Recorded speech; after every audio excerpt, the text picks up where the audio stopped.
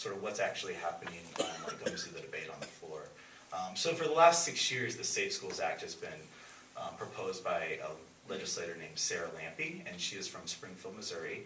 Sarah is previously an educator herself. She's a grandmother, and she lives there in Springfield and has proposed this bill ever since she got into the office, which has been the last 6 years. She's getting ready to, and we're getting ready to drop that bill again in the Missouri State Legislature this session.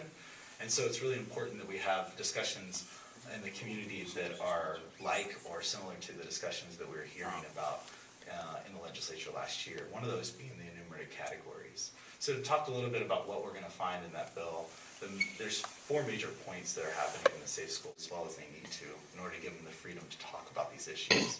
So the reason why enumeration, I believe, that I've heard in debates and saw all the research that I've sort of done over the past couple of months that I've been working on this issue is enumeration sort of calls a spade in a lot of ways, and we have to call out the problems that we see, and we have to empower our teachers to do the same thing in their classrooms. So for a minute, if you could just imagine if you're a teacher and you're giving a class and you're talking about bullying and you're sort of making an agenda out for that day, but you can only speak so vaguely about bullying that you really don't get to the core of the issue. You don't talk about sexism, you don't talk about racism, you don't talk about ageism or homophobia, you don't talk about the fact that some people are born with one leg and some people are born with one arm. So you really don't get to the core of the issue. And that's where we're finding a problem, because in the state of Missouri, unfortunately, if a teacher talks about these issues, they can be scared for a lot of different reasons. For instance, it's still totally legal to be fired because you're gay in the state of Missouri. And they're afraid that if they start speaking up and they start standing up for our kids, that they're going to find themselves unemployed in a time where it's not fun to be unemployed. So as a teacher, I would think, well, I'm just going to stay safe, and I'm just going to sort of talk about the general sort of don't bully kids.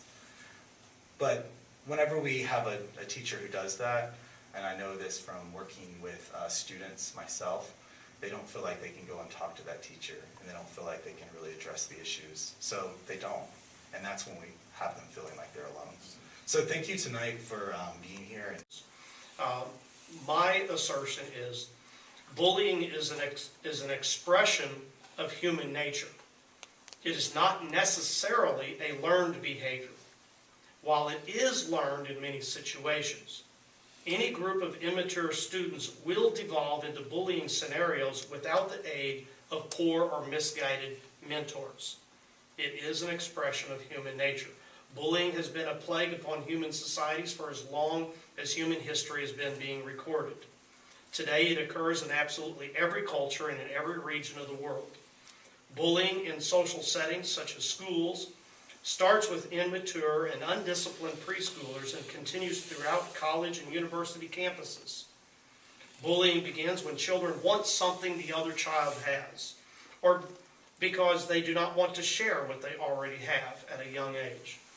This escalates to pecking order behaviors as children learn to reason and compete either consciously or even unconsciously with one another for tangible items that they value, such as toys, classroom supplies, or grades, and also even intangible things such as acceptance or attention.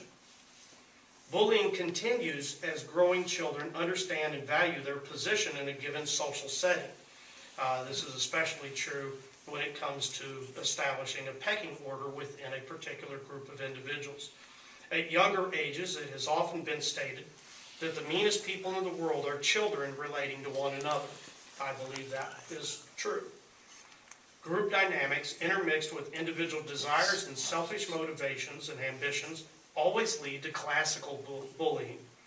Bullying is found among older youth and even higher education students far too often, as they still exhibit immaturity and act out motivations to climb or stay in a particular pecking order position. Evidence of this outline of bullying can be found even here tonight in this audience. I have, since Ben contacted me about possibly speaking at this forum, have talked to a variety of people, and I have asked the question of them, what is your experience with bullying? And every person I have asked has admitted that in their childhood or youth, they were either a bully or they had been bullied, without exception. So I'm going to dare say tonight, and hope I'm not wrong, that I'm not going to ask for a show of hands, so you can't prove me wrong. Individually, we can discuss this later. But I dare say that at least half of us in this room have been bullied or have been a bully, regardless of any of the enumerated classes that are in contention over this debate. And that is because bullying is an expression of human nature amongst immature and undisciplined individuals. The second point is the sharp point of the debate, and that is how to classify specific acts of bullying. Those who advocate for bullying policies to enumerate specific classes of victims, I believe, overlook the complications of basic social dynamics among developing students. In our contemporary Midwest culture, it takes the average individual around or almost 2 decades or more of mental, emotional, and social development to fully mature. Many disadvantaged individuals take much longer, and our juvenile and criminal courts and correctional institutions are full of witnesses to this fact. Bullying is bullying. A bully will bully whoever is most vulnerable to them.